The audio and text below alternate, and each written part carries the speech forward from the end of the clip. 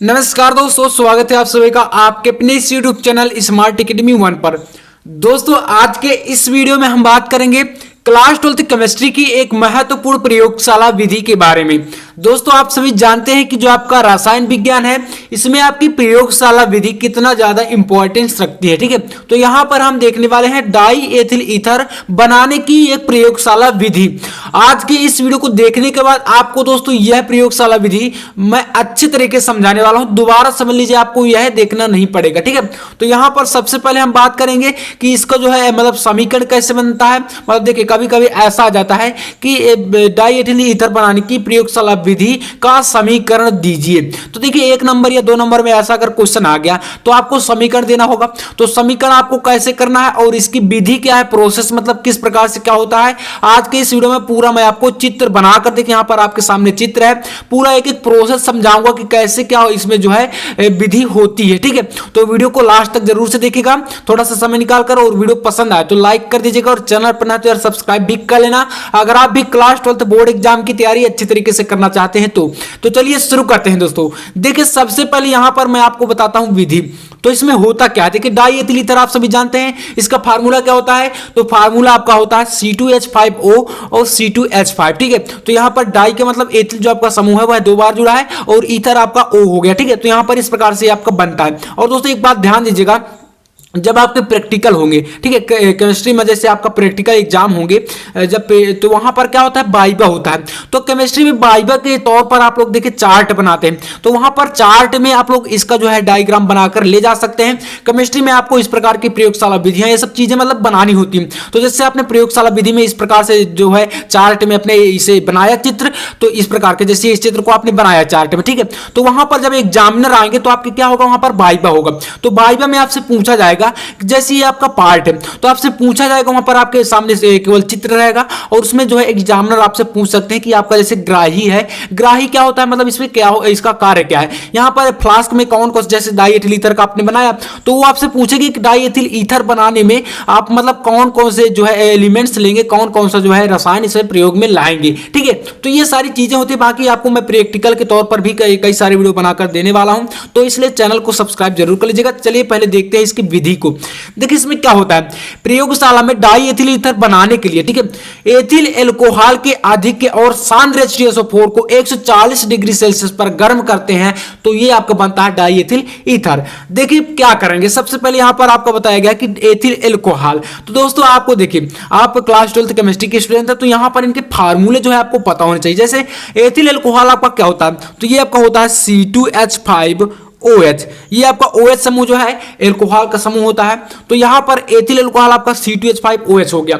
अब दोस्तों यहां पर नेक्स्ट क्या लेना है आपको, के अधिक में, मतलब जो आपका एथिल एल्कोहल होगा इसकी मात्रा क्या हो जाएगी, अधिक होगी। अधिक कहा गया है तो अधिक मात्रा में यह लिया जाएगा।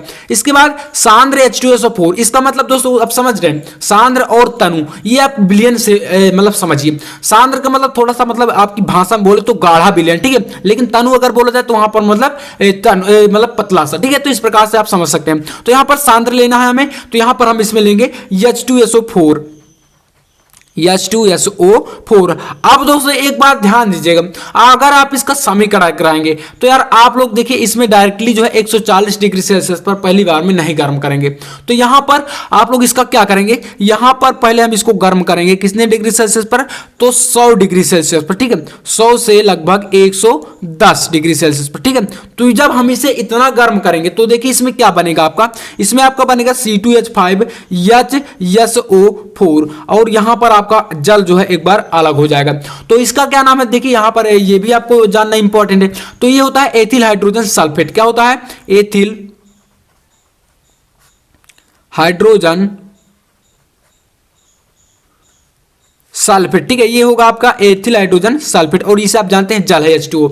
अब दोस्तों इसके बाद हम नेक्स्ट पॉइंट पर एक और मतलब रिएक्शन करवाएंगे, ठीक है। तो यहां पर आपका लेंगे हम C2H5HSO4। हमने इससे जो हमने यहां पर मतलब उत्पाद प्राप्त किया पहली बार में फर्स्ट रिएक्शन में, ठीक है, तो हम उसका जो उत्पाद लेकर चलेंगे फिर से, और यहां पर फिर से हम लेंगे एथिल एल्कोहल की मात्रा, क्योंकि देखिए एथिल एल्कोहल की मात्रा जो है अधिक लेनी है, अधिक लेना, ठीक है। तो यहां पर आप शुरुआत में ही देख सकते हो, तो हम यहां पर फिर से लेंगे C2 C2H5OH, ठीक है, ये हमने लिया एथिल अल्कोहल। अब दोस्तों इसको फिर से हम यहां पर करवाएंगे गर्म। अब यहां पर आपको कराना 140 डिग्री सेल्सियस पर, ठीक है। तो जब इसे 140 डिग्री सेल्सियस पर गर्म कराएंगे तो यहां पर आपका देखिए क्या बनेगा, यहां पर C2H5 जो समूह है और ये C2H5 समूह है, ये आपका अलग हो जाएगा O को लेकर, ठीक है। तो यहां पर C2H5O और यहां पर ये इसके साथ जुड़ गया C2H5। अब दोस्तों यहां पर आपके ये हट गए। अब आपका बचता क्या, तो यहां पर एक हाइड्रोजन परमाणु ये बचेगा और यहां पर HSO4 बचेगा। तो ये आपका H एक यहां पर और ये वाला H, तो यहां पर H2 बना देगा और SO4 मतलब ये आपका H2SO4 एक बार से फिर से अलग हो गया। इससे क्या बोलेंगे आप, ये आपका सल्फ्यूरिक अम्ल अलग हो गया और C2H5O C2H5 ये आपका डाई एथिल ईथर अलग हो गया। तो दोस्तों यहां पर आपके दो टर्म में यह रिएक्शन कंप्लीट हो जाती है। तो अगर आपका रिएक्शन पूछा जाता है तो आपको इतना करना है, और अगर प्रयोगशाला विधि पूछ जाती है तो चलिए देखते हैं इसको भी। देखिए आपको विधि में क्या करना है, यहां पर हम इसमें हिंदी में कुछ लिख कर रखे हैं, ठीक है। तो आपके लिए आपको देखिए समझना है, मात्र इसमें आपको समझना है, ठीक है, मेन समझना है। ये आप भूल जाइए कि इसमें क्या लिखा गया है और हम क्या लिखेंगे। आपने समझ लिया तो आप चुटकियों में लिखेंगे, ये मेरी गारंटी है, ठीक है। तो चलिए देखिए समझते हैं। इसमें कहा गया कि इस विधि में मात्र यहां पर एक प्रकार से जैसे बोलते हैं स्टोरी टाइप में, आप स्टोरी टाइप में समझिए। जैसे आप कोई भी जो है मतलब सीरीज मूवी वगैरह देखते हैं तो आप क्या करते हैं, उसको माइंड में एक बार आप सेट कर लेते हैं। तो मतलब ऐसा ऐसा होता है, आप इमेजिन करते हैं। तो आप लोग ऐसे ही किसी भी क्वेश्चन को समझा करिए, ठीक है। ये मैं आपको पर्सनल चीजें बता रहा हूं, मतलब कि हम जैसे मैं अक्सर जैसे ऐसा ही करता हूं, ठीक है। तो यहां पर आपको बता रहा हूं कि आप एक इमेजिन करिए, ठीक है। जैसे इस विधि में एक गोल पेंदी फ्लास्क, ठीक है, इस विधि में क्या होता है, एक गोल पेंदी फ्लास्क लिया जाता है। तो आप चित्र में देख सकते हैं यहां पर एक फ्लास्क है गोल पेंदी का, ठीक है। और यहां पर नेक्स्ट है C2H5OH और सांद्र H2SO4 को 2:1 मतलब 2:1 के अनुपात में यहां पर मिलाया जाता है। मतलब कि जो आपका एथिल अल्कोहल इसकी मात्रा दोगुनी होगी और H2SO4 की मात्रा उससे कम होगी, मतलब अधिक लेना। तो यहां पर आपका एथिल अल्कोहल अधिक मात्रा में होगा, ठीक है। इसके बाद यहां पर लेकर उपकरण को चित्रानुसार लगाया जाता है। मतलब आप चित्र में देखिए, यहां पर ये आपका एक फ्लास्क है गोल पेंदी का, इसमें यहां पर जो आप देख रहे हैं ये आपका क्या है C2H5O और H2SO4 मतलब दोनों का मिश्रण 2:1 के अनुपात में यहां पर रखा गया, ठीक है। 2:1 का अनुपात यहां पर है, मतलब कि एथिल अल्कोहल की मात्रा अधिक है और H2SO4 की मात्रा उससे कम है। तो ये हमने रखा। नीचे आपका बर्नर लगाया गया है, तो ये आपका गर्म करेगा। यहां पर आप इसको थोड़ा सा यहां पर देख सकते हैं, मतलब फ्लास्क से थोड़ा सा अलग है, ठीक है। तो यहां पर ये क्या आपका बालूष्मक है, मतलब जब यहां से आपको बर्नर को यहां पर आप इसमें आग लगाएंगे तो बर्नर गर्म होगा, उसके बाद ये फ्लास्क गर्म होगा। डायरेक्टली आप फ्लास्क को गर्म नहीं कर सकते, ठीक है। तो यहां पर आपको यही प्रोसेस फॉलो करना है। तो यहां पर बालूष्मक है, बालूष्मक जब गर्म होगा तो यहां पर एथिल अल्कोहल और ये जो मिश्रण रखा गया ये गर्म होगा। ये आप ऊपर की तरफ यहां पर भाप देख रहे हैं, ये आपका स्टैंड है। यहां पर स्टैंड के अलावा ये आपका एक स्टैंड यहां पर है और ये आपका देखिए लगाया गया थर्मामीटर, मतलब इसी में आपका जो फ्लास्क में एक थर्मामीटर लगाया गया। थर्मामीटर आप समझते हैं, इससे आपका ताप पता चलेगा, मतलब जो टेम्परेचर होगा इसका वह हमें पता चलेगा कि हम मतलब किसने जो है, क्योंकि देखिए इसमें बताएगा कि 140 डिग्री सेल्सियस पर गर्म करना है। तो आप मतलब यहां पर जो थर्मामीटर लगाकर चेक करते रहेंगे कि मतलब ये इसका जो टेम्परेचर है वह कितना है, ठीक है। तो ये आपका थर्मामीटर का यही कार्य है। इसके बाद ये आपका एक कीप लगाएगी, तो कीप का मतलब यहां से हम एथिल अल्कोहल डालते जाएंगे और ये आपका प्रोसेस चलता है, क्योंकि एथिल अल्कोहल अधिक मात्रा में चाहिए तो बार बार इसको डालेंगे और वही बार बार प्रोसेस होकर यहां पर आपको डाई एथिल ईथर प्राप्त होगा। इसके बाद यहां पर आते हैं तो ये आपका यहां पर एक मतलब कुल मिलाकर एडाप्टर लगाया गया है।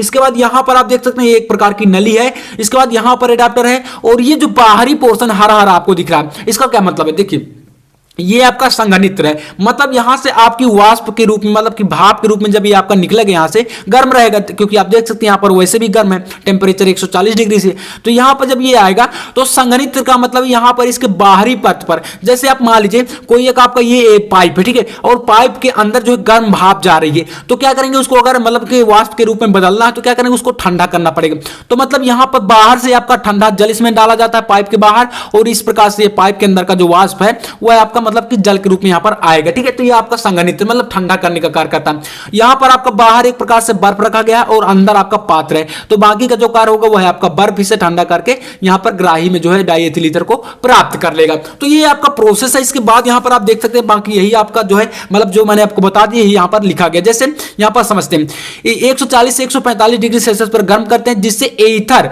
बर्फ के जल में रखे ग्राही पात्र में एकत्र होने लगता है, मतलब कि जो आपका ये पात्र यहां पर एकत्र होने लगता है, ठीक है। इसके बाद यहाँ पर कहा गया है कि इस विधि में अविरत ईथरीकरण विधि कहते हैं। जो यह विधि है इसको अविरत ईथरीकरण, अविरत का क्या मतलब है, अविरत का मतलब यही है कि जो मतलब बार बार एथिल अल्कोहल इसमें डालते जाएंगे और बार बार वही प्रोसेस होता जाएगा, ठीक है। मतलब यहां पर जितना एथिल अल्कोहल हम डालते जाएंगे और यहां पर प्रोसेस चालू रहेगा उतना ही आपका जो है ईथर बनता रहेगा। तो यही आपका अविरत मतलब कि रुकने वाला प्रोसेस यह नहीं है, ठीक है। तो यही आपका हो जाएगा। इसके बाद है क्योंकि एथिल अल्कोहल डालकर लगातार ईथर प्राप्त किया जा सकता है, इसलिए आपको बोलेंगे इसको जो है ईथरीकरण, जो अविरत ईथरीकरण बोलेंगे इसको, ठीक है। इसके बाद यहां पर है इस प्रकार प्राप्त आश्रित ईथर में अल्प मात्रा में H2SO4 और यहां पर मतलब कि देखिए अल्प छोटी सी मात्रा में यहां पर आपको जो है जो आपका H2SO4 है वह भी रहेगा, क्योंकि मैंने आपको समीकरण में ही बताया जब आपका यहां पर जो डाई एथिल ईथर बन रहा है तो उसमें अल्प मात्रा में आपका जो है H2SO4 भी आपका बच रहा है। तो इस प्रकार से यहां पर बताया गया कि आपका अल्प मात्रा में यह भी बचेगा, ठीक है। अब देखिए कहा गया है कि इस प्रकार जो है आश्रित ईथर में अल्प मात्रा में H2SO4 एथिल अल्कोहल और जल की अशुद्धियां मिली रहती हैं। इसके लिए जो मतलब जो अशुद्धियां उनको अलग करने के लिए देखिए इसमें अब आगे क्या करना है। इसके लिए आपको ईथर को कास्टिक सोडा विलयन के साथ धोना है, मतलब धोते हैं, ठीक है। फिर निर्जल CaCl2, ठीक है, मतलब कैल्शियम क्लोराइड डालकर रख देते हैं इसमें, ठीक है। निर्जल का मतलब आप समझ रहे हैं उसमें जल की मात्रा नहीं होगी, सूखा, ठीक है। तो यहां पर ये हो गया। इसके बाद और छान कर आश्रित करने पर 34 से 35% मतलब कि डिग्री सेल्सियस पर, ठीक है, पर शुद्ध एवं शुष्क ईथर एकत्र कर लिया जाता है। तो मतलब इसमें जो है एक टेम्परेचर ये भी आपका आ गया जो आपका छान कर अलग करने के लिए, ठीक है। तो 34 से 35 डिग्री सेल्सियस पर यह आपका टेम्परेचर हो गया। तो यही सारी विधि दोस्तों आप समझ सकते हैं। बाकी आपको देखिए चित्र को अच्छे तरीके से समझ लेना है, चित्र बहुत ही इंपॉर्टेंट है और यही आपका प्रैक्टिकल में भी आप बना सकते हैं। काफी ज्यादा आसानी से आपको 30 में से 230 नंबर मिल जाते हैं, ये होता है, ठीक है।